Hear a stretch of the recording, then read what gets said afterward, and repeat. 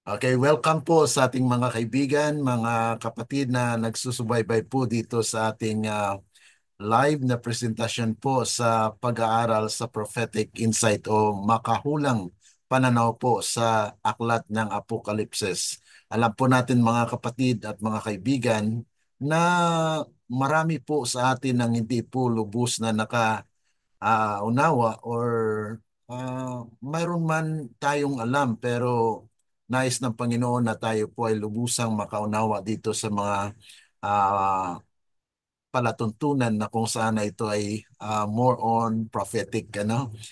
It was revealed but yet this will give us more knowledge or dagdag kaalaman po dito sa aklat po ng Apokalipsis. Ang atin pong pag-aaralan ay chapter 1, ano po, Kabanata 1, na ito po ay the revelation of Christ, His glory, authority, and preparation for the end times. Na dapat po ay tayo maging handa sa huling mga araw na kung saan ay nais ng Panginoon na ikaw at ako ay magkaroon po ng matatag at matibay na paninindigan mula sa kasulatan, mga kapatid. Ano? Now, para po sa ating prayer thought, ito po ay ating sariwain at bigyan po ng halaga dahil ito po ay pasimula sa pagtuturo po sa atin ng mga prinsipyo. Sabi po rito, let us give more time to the study of the Bible. So we need to give more time in the study of the Bible. We do not understand the word as we should. The book of Revelation opens with an injunction to us to understand the instruction that it contains. Blessed is he that readeth and they that hear the words of this prophecy. God declares, and keep those things which are written therein, for the time is at hand when we as a people understand what this book means to us. There will be seen among us a great revival, mga kapatid. Kaya talagang kung atin po lubos manawaan po ang aklat ng Apokalipsis, ay mayroon po talagang great awakening na tayo po ay magkaroon po ng ma matuwid at tuluyang pagbabago or paggising sa katotohanan na nais ng Panginoon na maranasan po natin. Sabi rito, we do not understand fully the lessons that it teaches, notwithstanding the injunction given us to search and study it.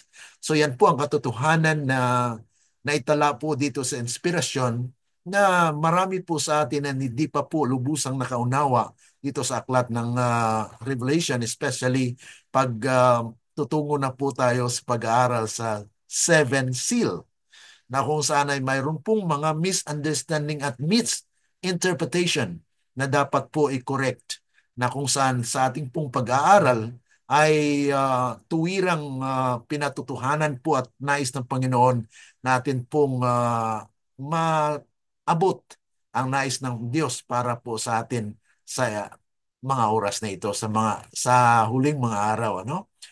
Kaya nga po atin pong idalangin sa Panginoon na tulungan po tayo sa pagkaunawa o pag-unawa po sa mga salitang ating pag-aralan sa mga oras na ito. Tayo po ay manalangin.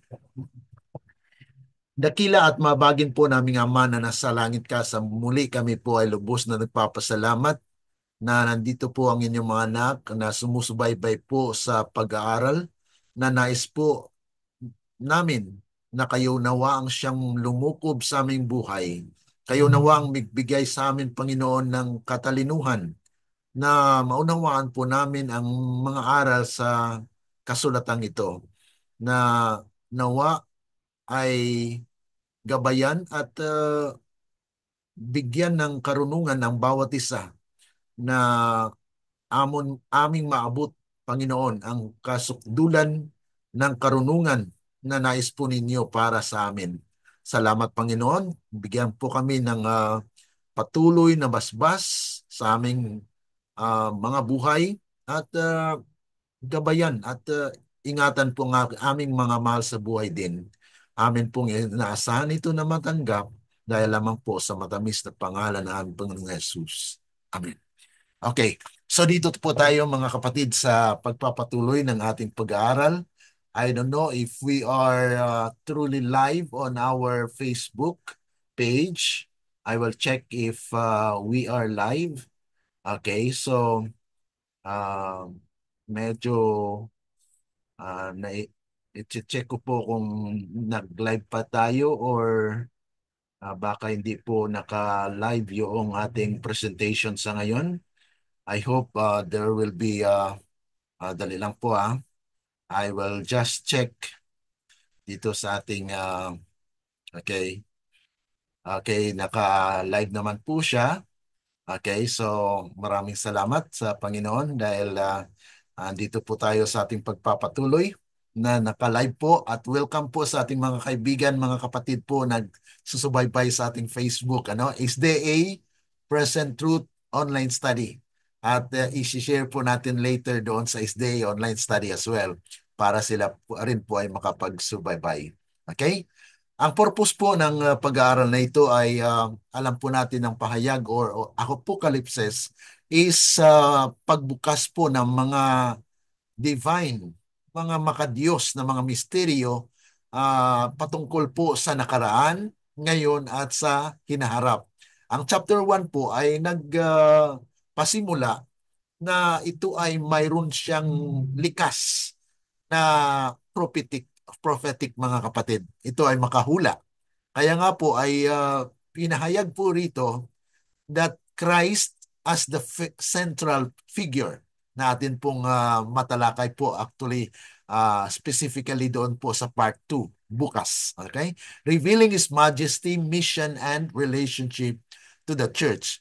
Kaya dito na ihayag po mga kapatid na ito pong revelation actually is a revelation of Jesus Christ, na noong si John ay nasa Patmos. He was actually exiled there and Jesus Christ directly and it was actually a revelation. Kaya nga po yung aklat niya ay pinangalan ng revelation na dahil si Kristo po ay nag-reveal ng mga makahulang pananaw na ito ay mangyayari sa hinaharap. So this study aims to understand Christ's revelation to John in its apocalyptic significance na mayroon po itong future application na kung saan makikita natin, mababasa natin sa Biblia, sa Spirit of Prophecy at kahit na sa Shepherd's Rod na kung saan ito po yung kinilala na pagpalapit po ng bayan ng Diyos sa shepherd. Alam po natin ang shepherd according to John chapter 10 verse 11, the good shepherd is Jesus Christ. And so his message ayon po sa propesiya ng Micah chapter 6 verse 9, the Lord's quiet in the city. So he's quiet right now. Ibig sabihin, mayroon po siya mensahe sa city. City represents the church. Ang sabi po roon, the Lord's quiet in the city, and a man of wisdom shall know his name. Hear ye the rod, and who hath appointed it. Kaya nga po, dito po ay sinasalang-alang po natin na mabigyan din po ng daan para po maunawaan natin. Sa aklat po ni John sa Revelation, mayroon pong tinatawag na prologue. Yun po ay pasimula na pangungusap na kung saan ito po ay nagpapahayag na ito po talaga ay revelation of Jesus Christ.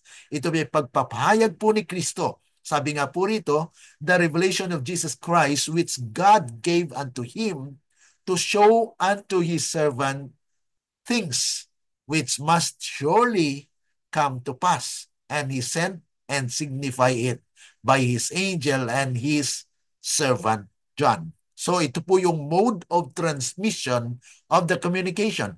Mula po sa Diyos, patungo kay Jesus, and an angel, and then John. And then patungo po yan sa local, sa atin po mga kapatid. Kaya nababasa po natin ito.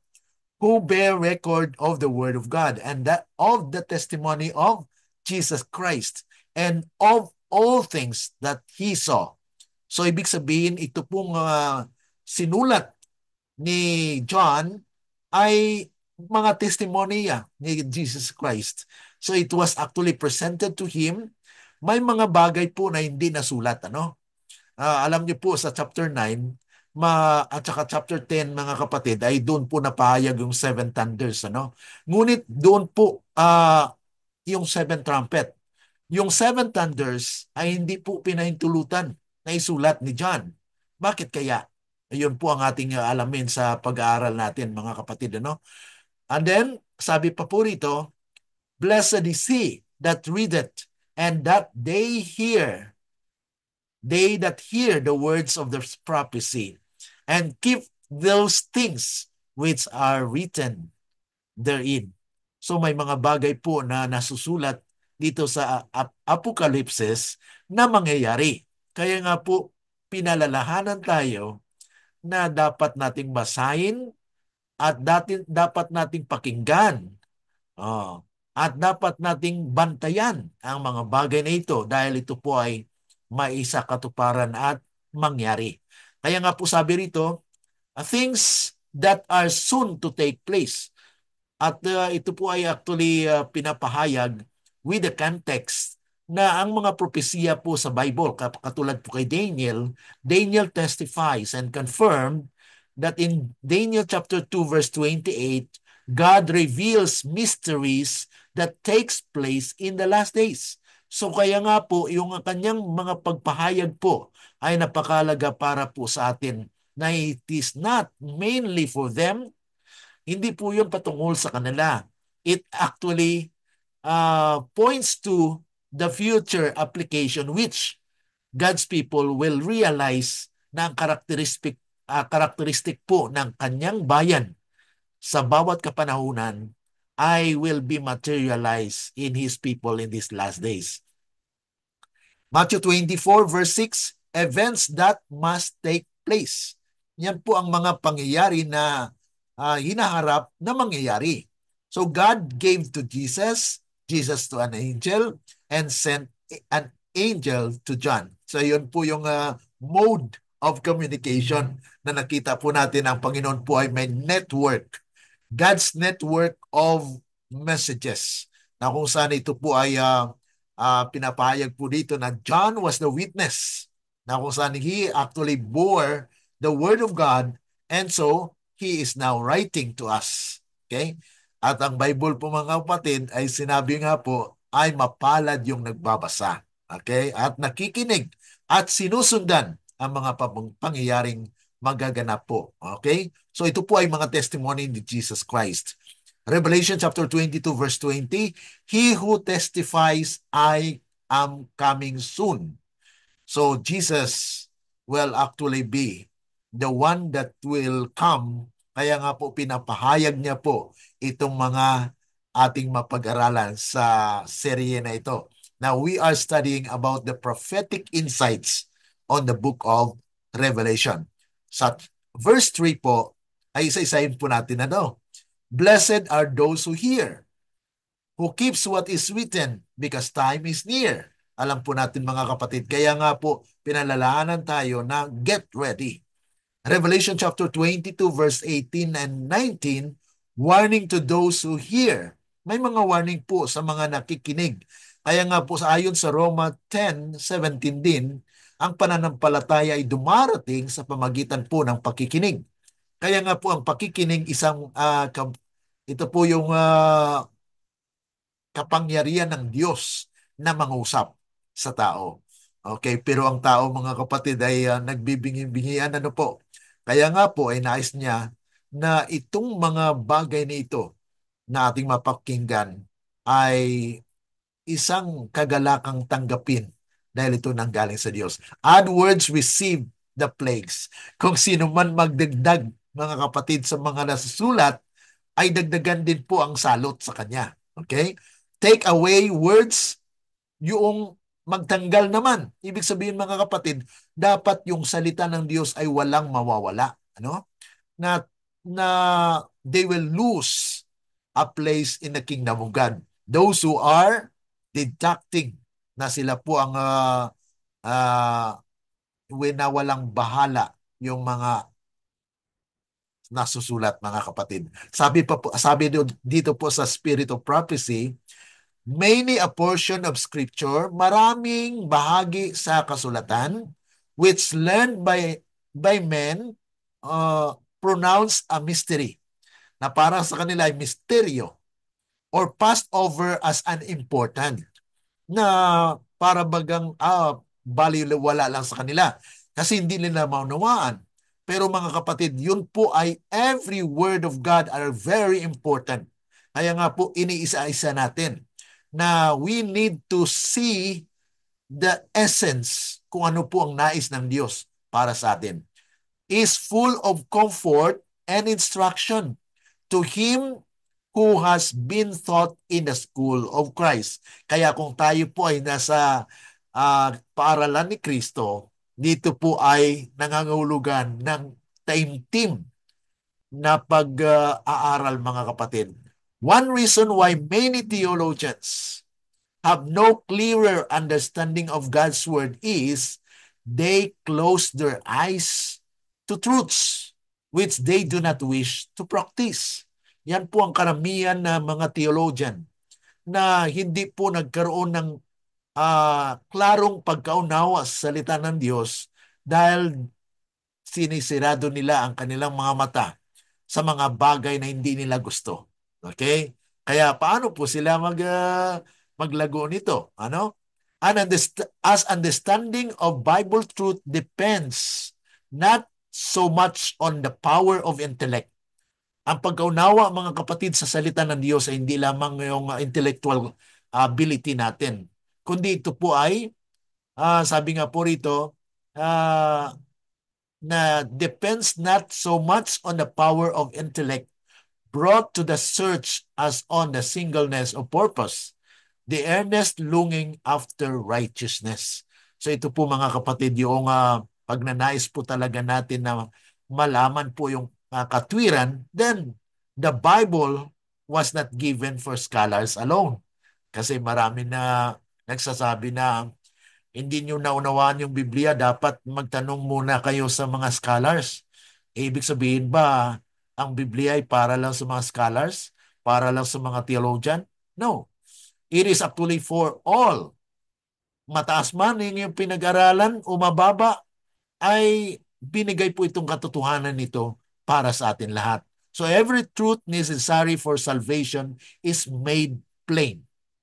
Yan po sabi ng Great Controversy, na kung sana ito po yung palatuntunan natin, na tayo po ay nagtitiwala ng lahat po ay dapat makaunawa ng salita ng Panginoon. They misinterpreted the message sent them. Marami po ang nagkaroon ng mga misinterpretation. Clothe themselves in robe of self-righteousness. Sin was not sinful in their eyes. Yan po ang karamihan. Ayon po sa propesya, especially pag-aralan po natin ang Isaiah chapter 4, ay pinapahayag po doon na 7 women take hold of 1 man. But these 7 women wanted to eat their own bread and clothe themselves with their own apparel para lang matakpan ang kanilang pagka-profane. So, ayon po sa talata, ayon po sa propesya, ay nangyayari po sa ating kapanahunan na marami pong mga tao, ang babae kasi, mga kapatid, sa Biblia ay church. Okay? Dalawa lamang klase, mga kapatid, ng church. Yung tunay at saka yung huwad. So, yan na nga po, mga kapatid, yung mayroong mga nag-profess na Kristiyano, pero nais lang nila na ang kanilang doktrina ang sundin, hindi ang buong Biblia. So, there are religions that are just clinging on a partly truth. Hindi po yan katanggap-tanggap sa Panginoon kung partly truth lang, Kaya nga po, they thought falsehood as truth, and by them, many souls were led astray. Kaya marami po ang naliligaw, at ayon sa Biblia, may mga bulag na umaakay ng bulag. Kaya nga po mga kapatid, kung bulag ang umaakay, paano tayo mapatnubayan sa tama? Kailangan po mga kapatid na open our eyes. Kaya we have this prophetic insight, yung makahulang pananaw para pumanawaan natin. Kaya nga po sabi rito, it is inferred from the testimony just quoted that they have been taught falsehood. We ask the reader to consider what has been taught by the symbols found in the books of Daniel and Revelation. For instance, consider the truth brought to view here as compared with what has been taught for some many years. So, some years, mga kapatid. So, the book of Revelation is to unseal the things of the future to those who obey its teaching. So, ibig sabihin, mga kapatid, ang makaunawa lamang sa salita ng Panginoon ay yung mga sumusunod. Okay? Kaya sabi rito, the book of Revelation is to unseal the things of the future to those who obey its teachings. Kung hindi po tayo sumusunod sa pagtuturo o sa katuruan ng Biblia, then we cannot understand the future and we cannot prepare ourselves as well. Yan po ang napakalaga na dapat nating maunawaan. Okay, so apocalyptic insights. Ano po yung mga pananaw na mangyayari po sa last days?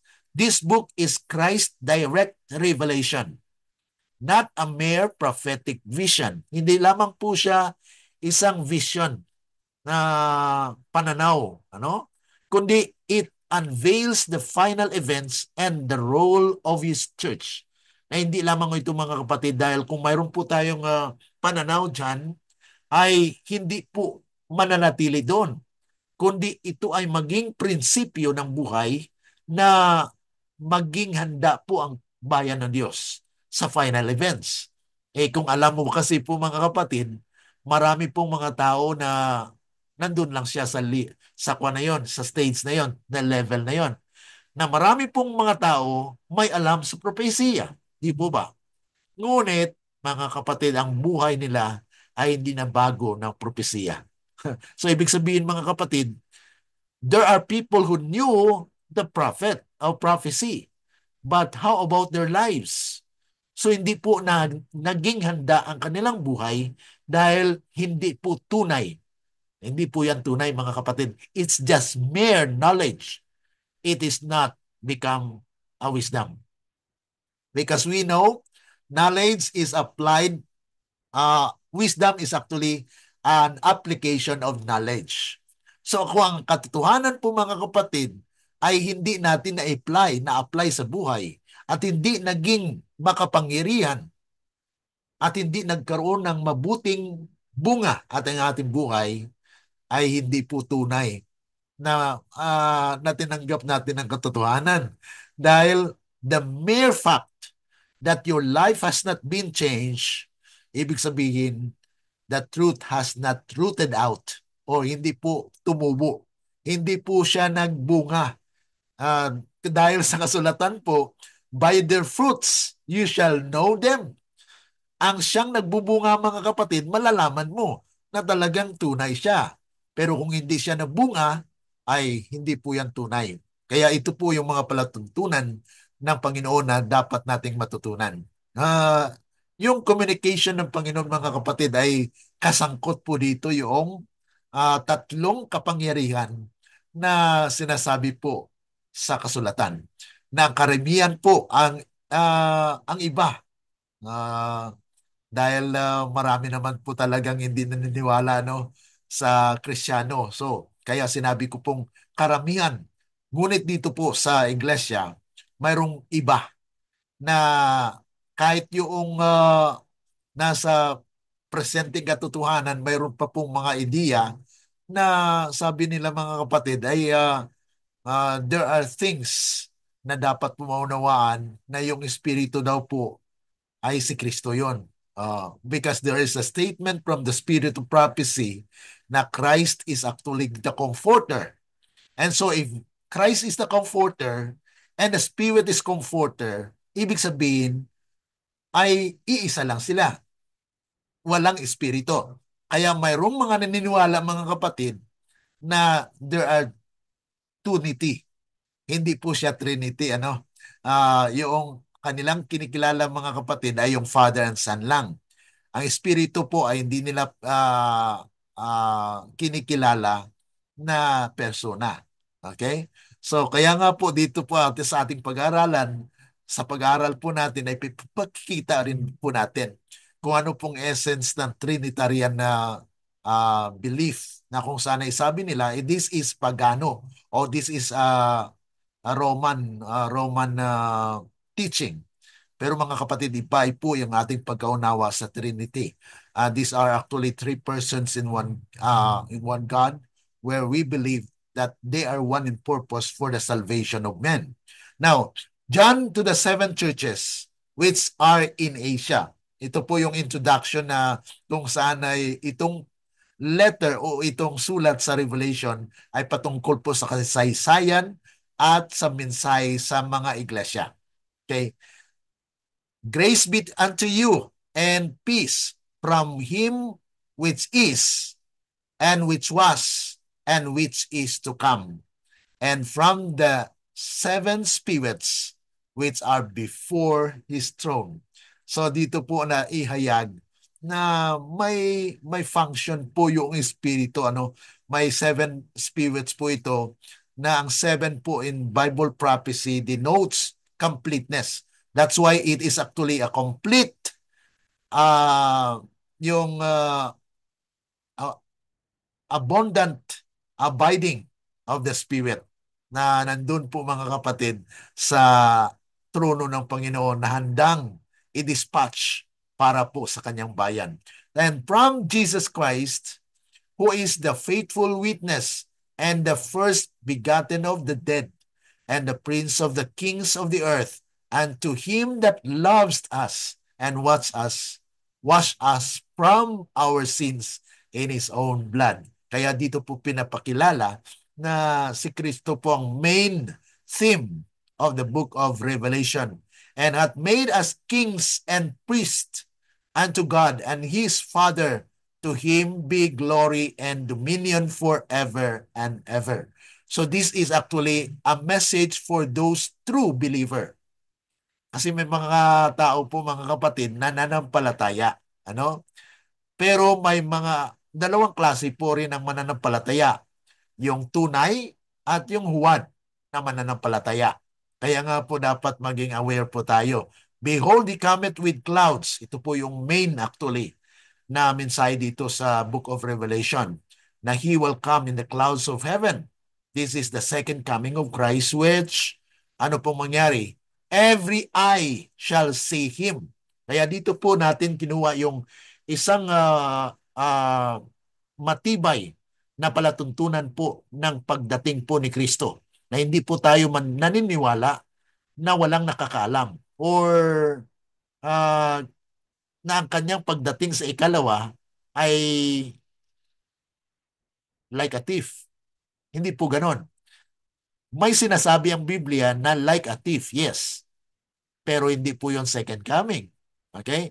Ang like a thief, mga kapatid, na sinasabi doon sa Biblia ay yun po yung coming into judgment. Now, when your life ends, that's the end. Hindi ka na mabago dahil namatay ka na. That's actually as a thief. Hindi mo alam na kukunin ka na. Yun po yung close of probation personally. Pero mga kapatid, may mga tao din na habang buhay ay na-close na ang kanyang probation. Paano? Kung ang katotohanan po ay dumating sa kanya at kanyang nireject, yun po ang pag-close ng probation sa kanya. Kasi nireject niya yung katotohanan eh. Yung sabi ni Kristo, I am the way, the truth, and the life. Kaya kung nireject ng tao ang katotohanan, mga kapatid, they have rejected Jesus Christ. Therefore, Jesus Christ came to them not knowing it. Coming as a thief. Hindi nila alam na si Kristo'y dumating na sa kanila. Pero hindi nila tinanggap.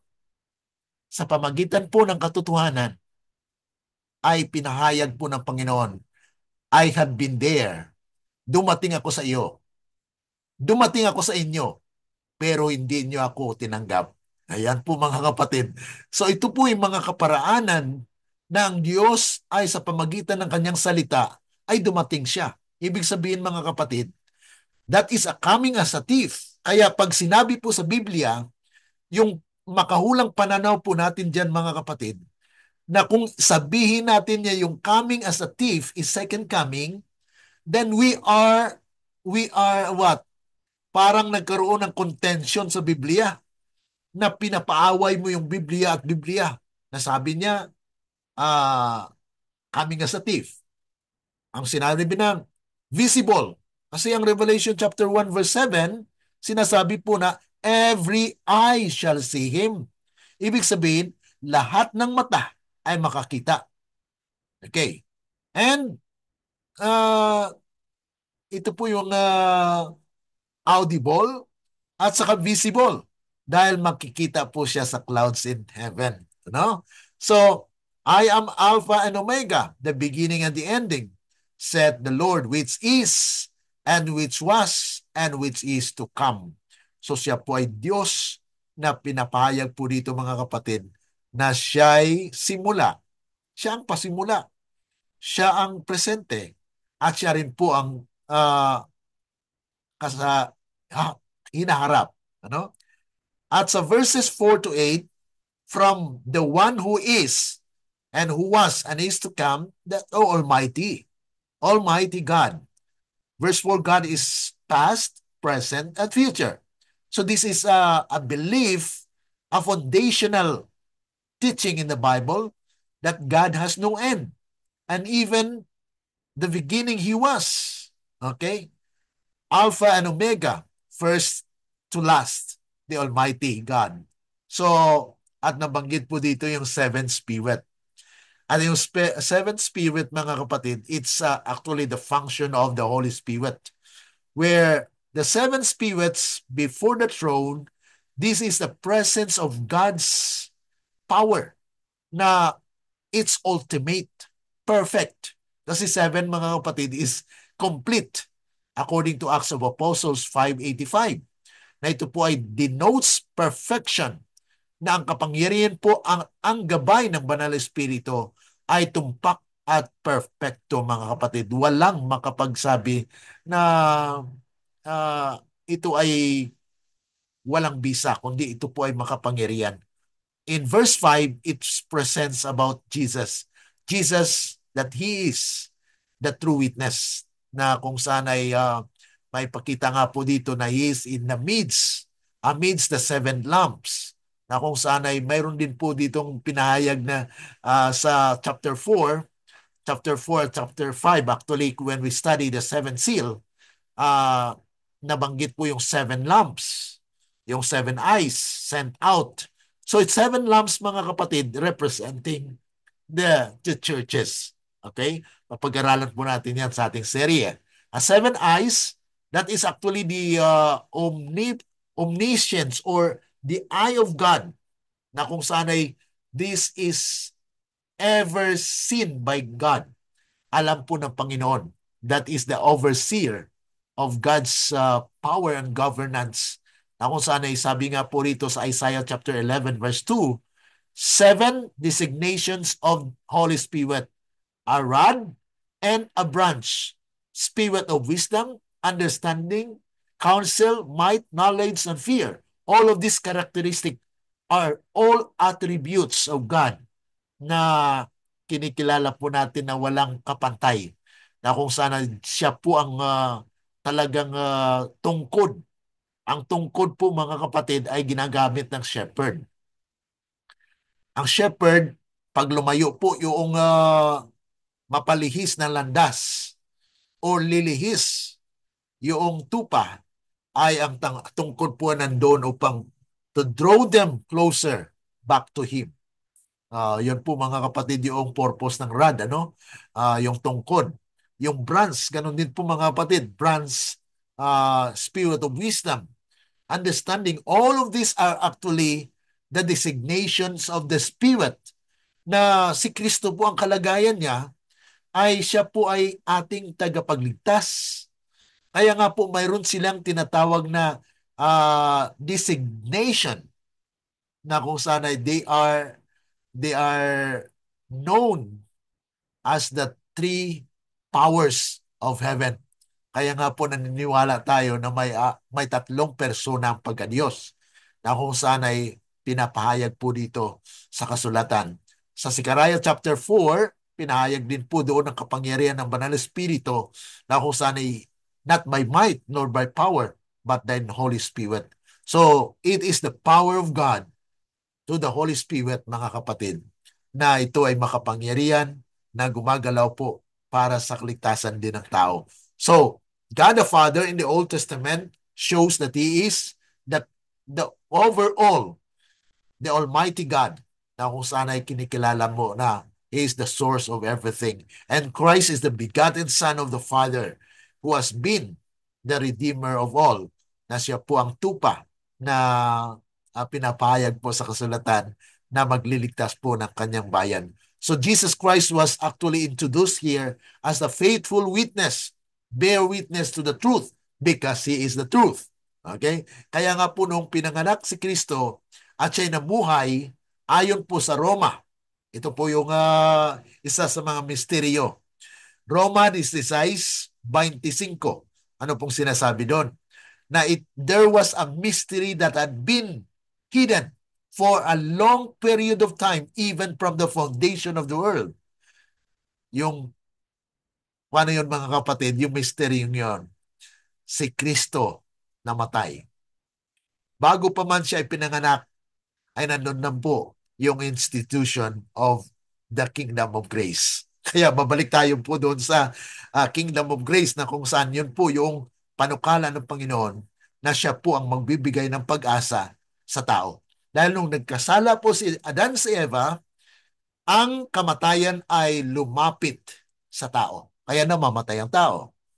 Kaya nga po si Kristo, para magkaroon ng buhay muli, yung taong namatay, ay namatay siya para sa ikabubuhay ng tao. Kaya nga po, He was the firstborn from the dead, na siya ang naging pag-asa.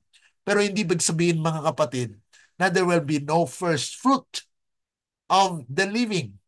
Na kung saan ay mga kapatid na kinikilala po at sinabi sa Biblia na Christ is the first fruit. Okay? First fruit of the dead, na kung saan nabuhay.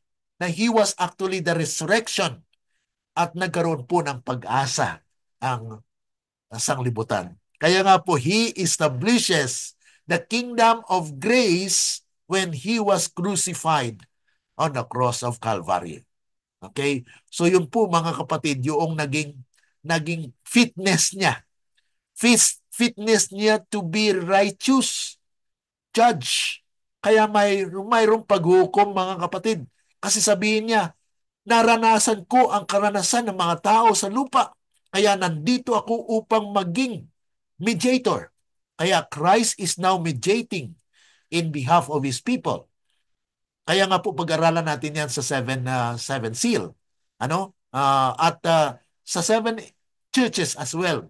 Dahil He is in the midst of the seven churches as well. Na yan po ay maging bahagi ng ating pag-aaral dito sa ating serye. Ruler of kings of the earth. According to Ephesians chapter 1, 20-21, na kung saan ay, kung atin pong pinanalangin, mayroon pong prayer kasi po dyan, sa verse 17, 18, 19. Yan po yung prayer ni San Pablo na nais niya na maging prayer din po natin. Na kung saan ay nandun po yung kapahayagan ng pag-surrender ng tao sa Diyos, na mapasakop po natin ang ating buhay sa Kanya dahil ang ating buhay ay walang kakayanan na gumanap ng kabanalan. So yun po yung pag-asa natin. Kaya nga po may doxology po dito, to the one. So this is a direction of praise to the one that is able and worthy to be worshipped, to the one who loves us, continual love na hindi po napaparang. Kaya nga po sa Sabbath School lesson natin last week ay atin pong natunghayan na napag-aralan mga kapatid na mayroon pong, yes, there is a wrath of the divine love, na kung saan ay pinapahayag po doon na bagamat mayroon pong kagalitan ng Diyos, ay pinapaunawa niya po sa tao na ayaw niya pong magpatuloy ng tao ay magkasala. Kaya nga po there is a wrath na ayaw niya pong malihis ng landas ang kanyang bayan. Kaya He will actually release us from sin. Kaya dito, release us from our sins by His blood. Release once, completed action in the past. Na kung saan yan po ay kumpleto na gawain ni Kristo. Kaya noong na namatay siya, bago siya namatay mga kapatid, ay He pronounced and declared, it is finished. Ang salitang iyon mga kapatid has significant meaning dahil yun po ang katapusan. Once and for all, He has been offered. Titus chapter 3 verse 5 to 7 tells us also that He offered His blood for the remission of our sins. Now, once we accept in the sense that we receive that power. Iba po kasi yung accept na you are the one doing it. Yes, God has made you able to do it because it is a personal experience where nais ng Panginoon na ikaw nilikha niya, binigyan niya ng kapangyarihan na sumunod. Kaya ang Diyos po mga kapatid ay nagbigay po ng utos na hindi kaya ng tao. Binigay niya po yan na kakayanin ng tao dahil nagbigay rin po siya ng kapangyarihan na gawin ito. Yan po. He is the source of everything. Kaya kinikilala po natin na ang Diyos po ay nagbigay sa atin ng kapangyarihan. Made us a kingdom. Gawin ng Diyos na tayo po ay kaharian. Priest to His God and Father. Status with God is the redemption that He offered to us is actually our fitness na makapasok po tayo sa kaharian. Dahil kung hindi po namatay si Kristo sa cross sa Kalbaryo, hindi tayo makakapasok sa kaharian niya. Kaya yun po ay nag-umpisa sa biyaya. Biyaya is our actually entrance to God's kingdom. At pag nakapasok po tayo sa kingdom of grace, mayroon pa pong dadaanan, mayroon pa pong presenting a struggle. Now we need to struggle not with our own power, but through the power of Jesus Christ. Because we are been made a royal priesthood. Paano po mangyari yon? Okay? Promise to Old Testament Israel, mga kapatid. Kaya dito sa pananaw po natin sa ating pag-aaral, we are encompassing or atin pong binabaybay yung kasaysayan. Kaya ang ating interpretation bilang Seventh-day Adventist ay historicist. Historicist, ibig sabihin mga kapatid, yung propesiya na ito ay may kaugnayan sa nakaraan. Kung ano po ang nakaraan, it will be repeated. Kaya we learn a lesson from the past and now we will be able to reach what God intended to be. Kaya nga po, sinusulat mo yung prophecy, yung history, so that yun po ang maging baysihan ng ating pagsubaybay sa mga propesiya na mangyayari po sa hinaharap. Kaya, be a kingdom of priests, na dito paling sa atin mga kapatid, mag-umpisa yung palatuntunan na yan, na kung saan ay we are priest, tayo po ay maging pari. Kaya nga po ang mga pari, ano po bang gawain ng pari? To feed, to give message. Kaya now applied to Christian Church, completed in first, na kung saan ay yan po ang nais ng Diyos na mangyari. Now we as a church will be like a priest na kung saan ay tagapamagitan. 1 Peter 2:9, sabi nga po diyan, you are a chosen race, a royal priesthood, a holy nation, citizens of heaven. At paano mangyari po yan mga kapatid? Kaya nga po, yung kingdom of grace ay was instituted at tinayo po yan ni Kristo. Are we worthy? Sabi nga po rito, Christ worthy to receive the glory and might forever and ever. Yan po ang tuloy ang natatala doon sa binasa po natin sa verses 1 to 7 na kung saan ay our response of praise for salvation na kinikilala po natin mga kapatid na because of Christ's institution of the kingdom of grace and the fulfillment of that on the cross of Calvary ay naging entrance po natin sa kanyang harian. So we will be a part of God's kingdom.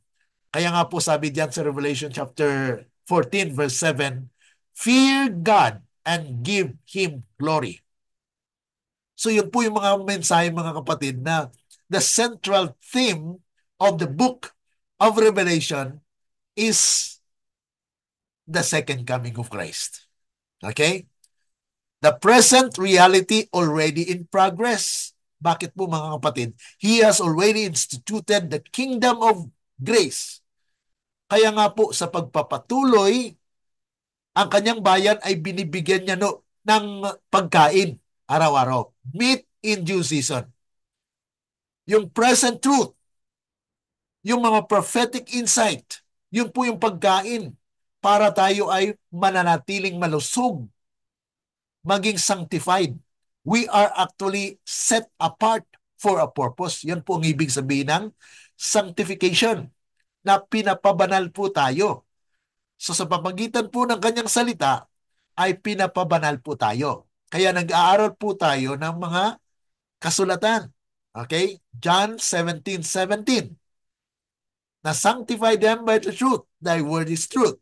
Kaya ang target po nito mga kapatid, dahil darating si Kristo. Okay? So the target is that His people will be prepared. The present reality that we need to prepare. Every eye will see Him. Kung may kasalanan pa po tayo, you cannot see Jesus face to face. Why? You will be consumed by His glory. Kaya nga po, mayroon pong special resurrection. Yung mga nagsakit sa Kanya ay ma-realize nila, we are wrong. Na kanilang tinusok ang tagiliran ng ating Panginoon. Na yun po ay lubhang nagdulot po sa Kanya ng Kanyang cause of death na namatay ang ating Panginoon. Those that pierced Him, special resurrection. The Alpha and Omega, the Lord God, the Almighty, na kung saan dito po napahayag po mga kapatid. Ito po ay connected din po sa prophecy sa Daniel chapter 12 verse 2 na mayroon po doong mabubuhay na masama at mabuti. Yun po yung tinatawag special resurrection.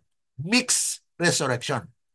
Na yan po ay mangyayari when the kingdom will be set up sa Jerusalem mga kapatid. Yan po ay literal na kaharian ng Panginoon na kung siya po ay tinaboy o hindi tinanggap noong siya ay nabayubay sa krus sa Kalbaryo, in these last days, He will be the King of Kings in the heart of His believers. Kaya nga po sabi ng Panginoon, tinanong siya, saan po ba yung kingdom? Sabi ng Panginoon, kingdom is in you. The temple is in you. Ibig sabihin mga kapatid, tayo po ay kabahagi at templo ng Panginoon na He will stay in us. Na He will be the one that will made us glory. He who knows the future. Revelation is more about the God who holds the future than about predicting the future. Kahit alam natin mga kapatid, kaya sinasabi ko mga kapatid na kahit alam natin yung prophecy, magaling tayo sa prophecy. Pero it is not more on that. Dapat po mga kapatid, yung prophecy ay nagkaroon po ng pag-asa at nagbago po ng ating buhay. Dahil marami pong mga tao na maraming alam sa propesiya. Ngunit ang kanilang buhay ay walang naging bago. Ganun pa rin mga kapatid. Mainggitin. Ah, at ano pong karakteristik? Nandun pa rin po mga kapatid. Kaya ito po ay isang warning para sa mga mananampalataya na yes, prophecy is important, but yet, are we changed? Tayo po ba'y nabago? Okay. So, dito po sa ating pag-aaral na kung ating suriin ang mga talata dito, isa-isahin natin mga kapatid. Vision of Glorified Christ. Encounter of John na pinapahayag po dito. Nasabi dyan, who also am your brother and companion in tribulation and in the kingdom and patience of Jesus Christ was in the isles that is called Patmos. Kung ano pong naranasan ni John doon sa Patmos, yun din po ang karanasan ng ating Panginoon. Paano po mga kapatid? Because He has chosen John as His representative. Okay? So mga kapatid, yung sino mang pinili ng Panginoon, the chosen nation, the chosen one, was actually a representation of God. And those who are against these people, against the chosen of God, will be what? Will also be punished. Because they are actually punishing or they are doing wickedness to the people God has chosen. Pero ang nangyari po kasi sa Israel, sa atin pong napag-aralan, ay they had been a failure na hindi sila naging representante ni Kristo. Kaya nga po ito eleksyon sa atin. Now we need to learn from the lesson of the past. Verse 9, on account of the word of God, testimony of Jesus. So these are all actually the testimony of Jesus, that He is actually the Lord even of the Sabbath. Kaya nga po, this is actually the connection that He was called the Lord of the Sabbath. Kaya nga po yung mga nagsasabi na they are worshiping on Sunday because this is the Lord's Day. That is not the Lord's Day. That is actually the day of resurrection. But it is not the Lord's Day. The Lord's Day is the Sabbath, where He rested, He hallowed it, and blessed it. So that's the Lord's Day. It's not the Sunday, okay? So, voice like trumpet, na kung saan ay mababasa po natin sa verses 10 to 11. John's personal experience na sabi po rito, I was in the Spirit on the Lord's Day and heard behind me a great voice as of a trumpet. Kaya nga po yung salita ng Panginoon ay naisalarawan sa pamagitan ng trompeta. Na marinig po ito kahit malayo ka. Okay? So at ang trompeta, mga kapatid, denotes a warning and a message. A message of warning. Na kung saan ay pinasulat po ito kay John para makilala at mapakita po mga kapatid na there will be things that will happen in the future. Saying, I am Alpha and Omega, the first and the last, and what thou sayest, see it. Write in a book and send it unto the 7 churches which are in Asia, and to Ephesus, and to Smyrna, and to Pergamos, and to Thyatira, and to Sardis, and unto Philadelphia, and unto Laodicea. So these are the 7 churches which we will be studying one by one. Mayroon po tayong pag-aaral dito na prophetic insight on Ephesus, prophetic insights on Smyrna, prophetic insights on Pergamo. So isa-isa po yan mga kapatid. Mayroon po tayong mga presentation dyan. Kaya wag po kayong mawawala. No? Sundan po natin mga kapatid para maunawaan natin yung mga mensahe na nais ng Panginoon. At the appearance of the Lord is Mount in Mount Sinai appearance of God. First Thessalonians 4:12, 16, second coming, the trumpet call of God. Na yun na po actually yung second coming niya, no?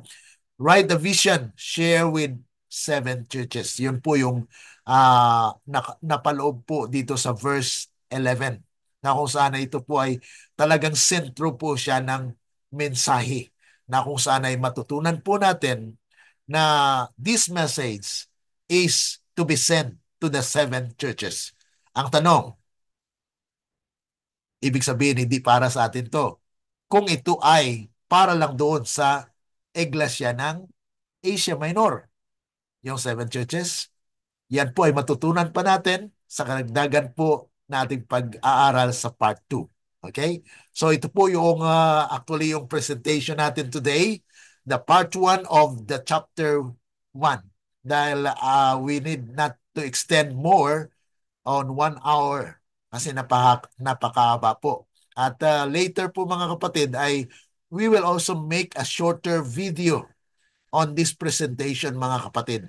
Mga 3 to 5 minutes ay gagawa po tayo ng video para at least ma-shorten po kasi ang tao ngayon mga kapatid within a span of time ay hindi na po makatagal sa mahabang diskurso. Kundi we need also to strategize na kung saan ay bigyan din po natin ng pansin yung mga maiksi ang kanilang panahon sa pag-alam po sa katotohanan. Ngunit sila po ay nabigyan din ng pagkakataon po na makarinig kahit mga maiksing presentation. Kaya yun po ang ating pinapanalangin na darating po tayo doon na gagawa rin po tayo ng mga videos, shorter videos mga kapatid. Ngunit dito po sa ating prophetic insight ay kinakailangan po talaga na isa-isahin po natin dahil nais po natin na maunawaan at mayroon po tayong babalikan. Kung makalimutan po natin, then we can just restore or return back to our series at nasa YouTube na rin po ito. Just type in your YouTube channel sa browser, ay type lang ninyo is Day Online Study channel. Ay makilala naman yan sa YouTube mga kapatid. At saka yung Prophetic Studies, yan po ang pangalan ng ating playlist sa YouTube. At doon naman sa Google site, ay type nyo lang po mga kapatid yung prophetic series. Ayan po, yung prophetic insights on the book of Revelation. Okay? So ini reaction po mga kapatid dito sa ating paunang bahagi po ng ating chapter 1. Ano? Brother Glenn, Yes. paki-ulit nga yung kabubuan ng prologue.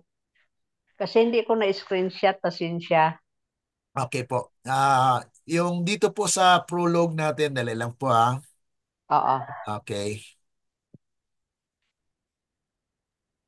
Okay, ito po. Yan. Teka. So this is Okay. a revelation of Jesus Christ. So talagang ito po ay nagpapahayag na ito po ay personal na revelation ng ating Panginoon na dapat po ay atin po talagang pansinin dahil napakalaga po nito. Na itong seven churches ay mapag-aralan din po natin na hindi lang po pala yan sa Asia Minor dahil mayroon po siyang universal application. Yan po ang Ah, universal application po. Kaya yung karanasan po ng Epeso ay mararanasan din po yan throughout the kasaysayan. Okay? So mula po noon, may mga taong makaranas ng karanasan po ng Epeso. Smyrna. Ang Smyrna po ay inusig sila. Persecution. So ngayon ba hindi tayo nakakaranas ng persecution?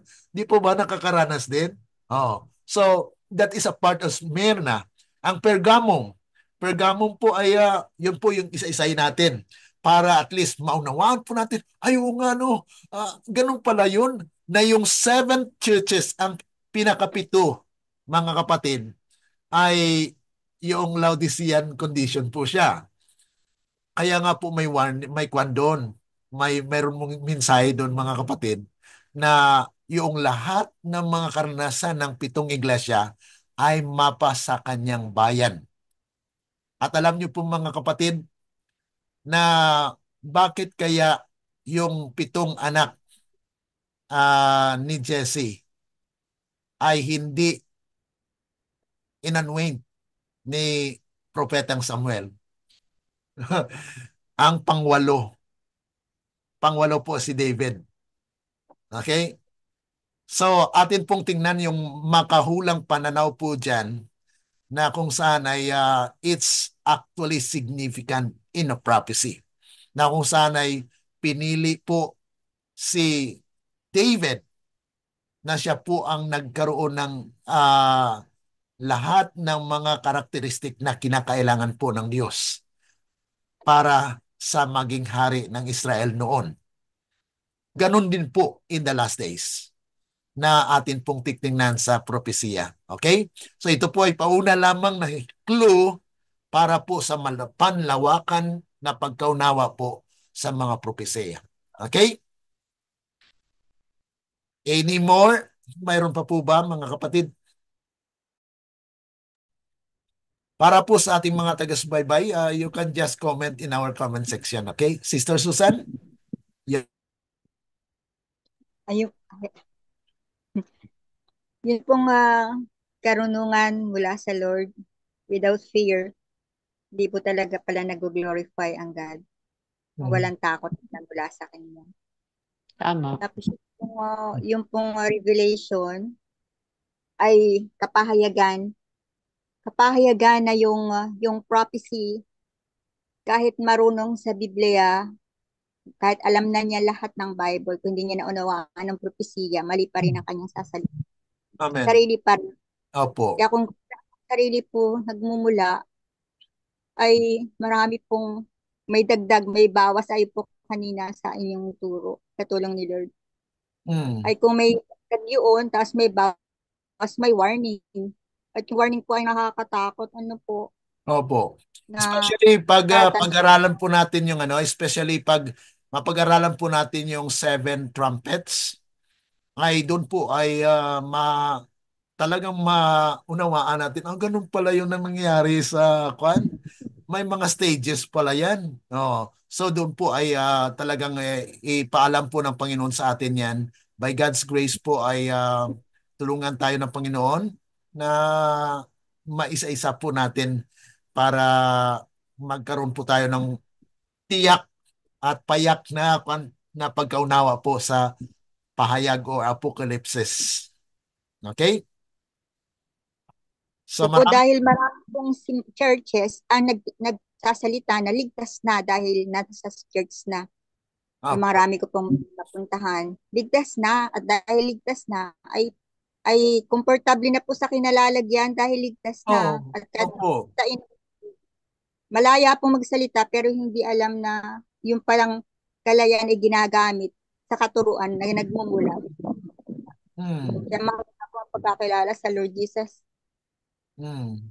Unawa ng Panginoon ang mga bagay na naisipabati ng Ama sa atin sa pagitan ng mga revelation na nagmumula sa Kanya. Para maihanda po pala tayo sa end time. Opo. Kahit nga sa atin, Brother Glenn, magandang hapon pala. Opo. Pagka na bautismuhan ka na, yun na, ligtas ka na. Parang na-adapt na nila yung sa ibang denominasyon ba? Actually, Sister Mary Ann, tama naman po yun, dahil kung ang pinag-usapan po ay kaligtasan sa unang estado, kasi 3 phases po eh. Okay? May 3 kapanahunan. May 3 kapanahunan po na ating kaligtasan. Una, ligtas tayo sa nakaraan. Okay, that is past. Yeah, we are justified because Christ died once and for all. Ang pangalawa, ligtas ka ba ngayon? Yan ang tanong ng pangalawa eh. So, ibig sabihin, kung ikaw ay nagpapatuloy na gumagawa ng kasalanan sa ngayon ay you are still striving. Yes. Hindi po ba? Ano? Oo, tama. Wala po tayo makita na hindi yung taong hindi nagkakasala. sa ngayon. Di po ba? Kaya nga po, Oo, dito tama. tayo sa estado ng presente. Na ang present truth po, yun ang magpatatag sa atin. Yan po yung pagkain natin na butter and honey. Yung butter and honey, yan po ang siya pinag-aralan natin sa Universal Dairy. Isaiah chapter 7, ano? Na kung saan ay 7:20-21 na yung mga natira na bayan ng Diyos ay pakakainin ng butter and honey. Because out of the abundance of milk that churned yung process na milk ay naging butter. Kaya ang butter ngayon, solid. Ito po yung propesya. Kaya mayroong prophet na interpreter. Dahil hindi po tayo makaunawa sa mga espiritual na bagay. Ang Diyos po ang nagpili ng kanyang gagamitin para maunawaan natin. Yun po mga kapatid, yung guide ng Panginoon. Kaya mayroon po siyang mode of inspiration na pinag-aralan po natin at papag-aralan pa po natin sa patuloy natin pag-aaral. Okay? Amen. Okay, so sa atin pong pag-close, we we pray. Dakila at mabagin po naming Ama na nasa langit ka, salamat muli sa pagkakataon na inyong pinagkaloob sa bawat isa sa amin. Kami po ay nakapag-aral po dito sa part 1 ng chapter 1 ng Revelation. Naway gabayan po kami, Panginoon, upang amin lubos maunawaan at isa-isa naming maisakabuhayan ang mga katuruan po ninyo na ito po ay magpapatatag ng aming pananampalataya diyan sa inyo. Salamat, Panginoon, at patnubayan niyo po ang bawat isa na kami po ay magpapatuloy na mag-aral po ng inyong mga salita upang kami po ay maging ganap na inyong bayan na maging liwanag ang aming buhay dahil sa liwanag ng inyong salita. Salamat at dismiss us, Lord, with thy blessing. We pray in the name of the Lord Jesus. Amen. Let the words of our mouth and the meditations of our hearts be acceptable to thine sight, O Lord, our strength and our Redeemer. Amen. Amen po. God bless. God bless. Salamat po. Okay, so see you tomorrow. Bye-bye. Bye. Amen po.